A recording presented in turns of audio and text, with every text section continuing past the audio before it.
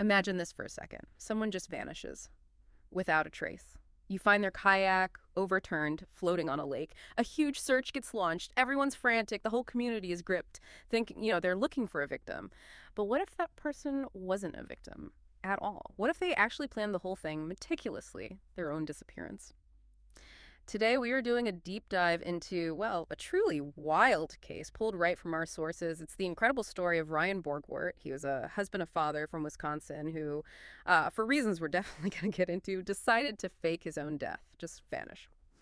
So our mission today is to unpack all the crazy details of this plan he cooked up, the surprising little clues that eventually led investigators right to him, and the sentence he got, which was remarkably fitting, actually. We're going to really dig into what it takes to even try and disappear in this day and age, with tech everywhere, and how the truth, no matter how you try to bury it, often finds a way out. Yeah, and this deep dive, it's more than just like a dramatic story, isn't it? Yeah. It's a really fascinating window into the psychology of deception.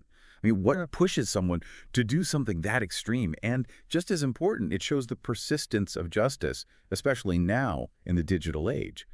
What's really compelling here isn't just the how he did it, but maybe the why and how the system responds, the whole community and law enforcement reaction. Okay, let's unpack this then. So it all starts back in August 2024.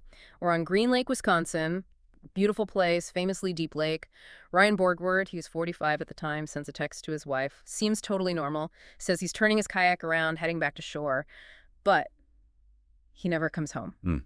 Just vanishes after that text. Right. And the immediate aftermath is exactly what you'd expect. Total panic, potential tragedy. Officials, volunteers, they launched this huge search operation straight away, pulling out all the stops. All available resources. Yeah. They find his kayak overturned, his life jacket floating nearby, all the classic signs, pointing to someone lost in the lake.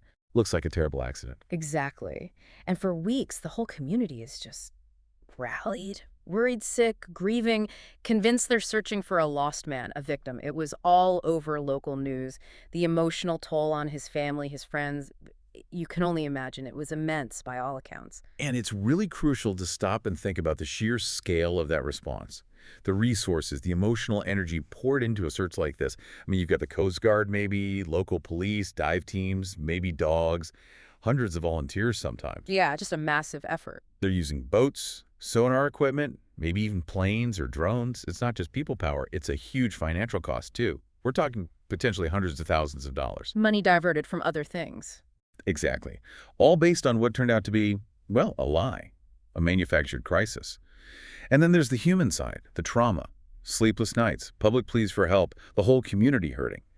So when our sources mention Borgwardt later saying he deeply regretted all the pain that I caused my family and friends, well, it really highlights the massive real damage this kind of deception causes. It goes way beyond just breaking the law. Okay, but here is where it takes a major turn, because our sources show Borgwardt didn't just vanish, he engineered it. Yeah. Meticulously. This wasn't spontaneous. Not at all. Prosecutors actually said in court, quote, he researched and studied how to successfully disappear. He even believed, and this is kind of chilling, that Green Lake's great depth would mean that a body would not surface. That detail alone tells you a lot about his planning. Wow. When we talk about that level of premeditation, what does that suggest, psychologically speaking? Well, it's fascinating, isn't it? Because plans that elaborate, they often signal more than just wanting to, duck out of some trouble. Psychologically, it often points to this deep need to just erase a current identity, maybe one they see as failed, and completely reinvent themselves. Like hitting a reset button. Exactly. Yeah. These people are often dealing with huge personal crises, maybe financial ruin, or just this crushing sense of dissatisfaction. It's not just about avoiding consequences. It feels more like a desperate need for a total psychological reboot, a desire to just shed everything and start fresh. Even if the sources here don't spell out Borgwardt's specific reasons, his personal triggers. But what's key is that this level of planning, well, that's also what creates the biggest red flags for investigators later on. And the things he did before he disappeared, they definitely paint that picture of planning. On the very day he vanished, he wiped his internet browsers, cleared everything. That's like step one for erasing your digital self. Common move, yeah. He'd also been asking around about moving money to foreign banks. Another clear sign he was prepping an exit strategy, setting up a new financial life somewhere else. Building the escape hatch. And crucially, he got a new passport. You need that for international travel. And maybe the biggest tell, he'd taken out a new life insurance policy. Oh, yeah. These just weren't the actions of someone going for a casual paddle. These were deliberate steps, calculated moves to cut ties. Exactly right. Not random at all. They're sequential indicators, Yeah. clear signs of a meticulously planned escape. Clearing browsers, checking on foreign banks, the passport, the insurance, each step was a deliberate piece of the puzzle. Creating a clean break, setting up for a new life, or at least a new place. What's really insightful, though, is that these very actions, the ones meant to erase his past and help him escape, they often leave behind this critical paper trail. The breadcrumbs. Precisely, a trail that investigators can follow. It's almost unavoidable in our modern systems, Mm. Banks, government agencies, they keep records. So what does it all add up to? Borgwardt wasn't at the bottom of Green Lake, not lost, not a victim. He was, in fact, thousands of miles away, in a completely different country.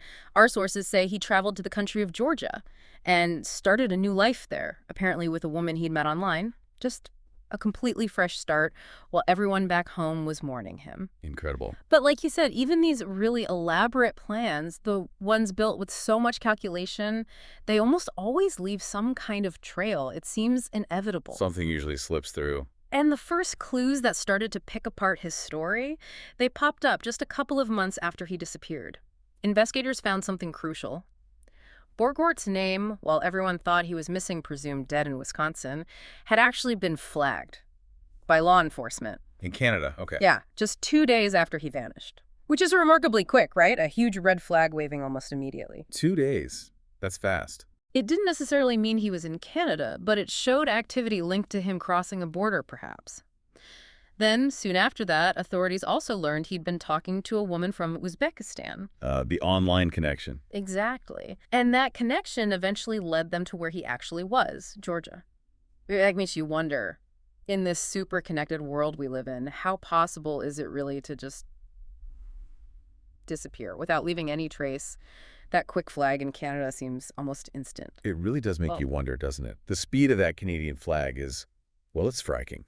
And it just highlights how incredibly difficult, maybe almost impossible it is to truly vanish today, completely off the grid.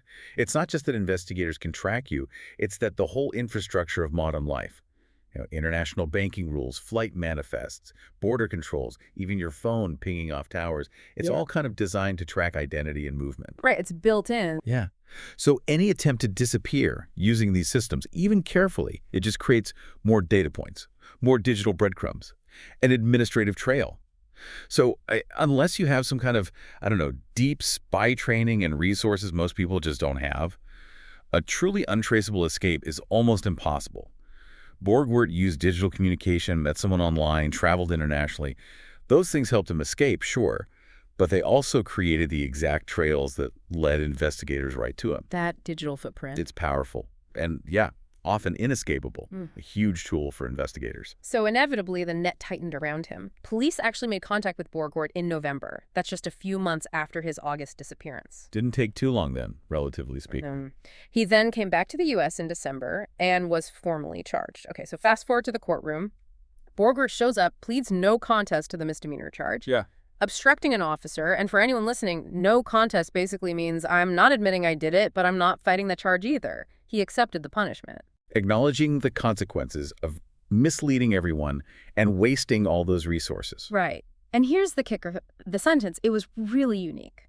Very symbolic. He got 89 days in jail. 89 days, that's specific. Exactly why 89. The judge explicitly said it was, quote, the same number of days he was missing. Wow. Direct parallel. It's almost like poetic justice, right? Yeah. Tying the punishment directly to how long his deception lasted. And it's interesting because both the prosecution and his own defense lawyer had actually suggested less time, 45 days. The maximum he could have gotten for that charge was 9 months. So the judge really went out of her way to pick that specific number, 89. Making a clear statement there. Borgwardt himself did speak in court. He said, I deeply regret the actions that I did that night and all the pain that I caused my family and friends. And his defense attorney added, he is here taking responsibility for his actions. Well, that judge's decision, 89 days for 89 days. It's quite a remarkable example of symbolic justice, isn't it? It really moves beyond just, standard legal sentencing guidelines. It connects the consequence directly to the duration of the offense, the time wasted, the resources drained. Yeah, it's powerful. It's a strong statement about accountability. And it really highlights that even if you try to build a whole new life somewhere else, the fallout, the emotional damage, the legal stuff, it follows you. Yeah. And sometimes, like in this case, it follows you at this surprisingly precise, Yeah. almost, poetic measure. This case really underlines that idea that actions, especially ones involving such a profound betrayal of trust, they have real, direct, quantifiable consequences to the system and definitely to people. So we've walked through this incredible story of Ryan Borgwardt, from his very calculated disappearance, his flight overseas, all the way to that unique sentence that kind of brought the whole deception full circle. It's a narrative that really blends that meticulous planning with, well, human error and the relentless chase, often digital, of justice. Yeah, and it raises a really important question for you listening right now. What does this story, Ryan Borgwardt's story, truly tell us about the cost of deception? Not just the legal cost, jail time, but the cost to relationships, to community trust, to the emotional health of everyone left behind picking up the pieces. A stark reminder, isn't it? That even the most carefully planned escapes can leave just immense damage in their wake. And maybe, just maybe, what does it really take to disappear today? In an age where almost everything you do leaves some kind of digital trace, where the world is just so interconnected, is it even truly possible anymore to just vanish? Or is it just delaying the inevitable? Definitely something to think about as you go about your day.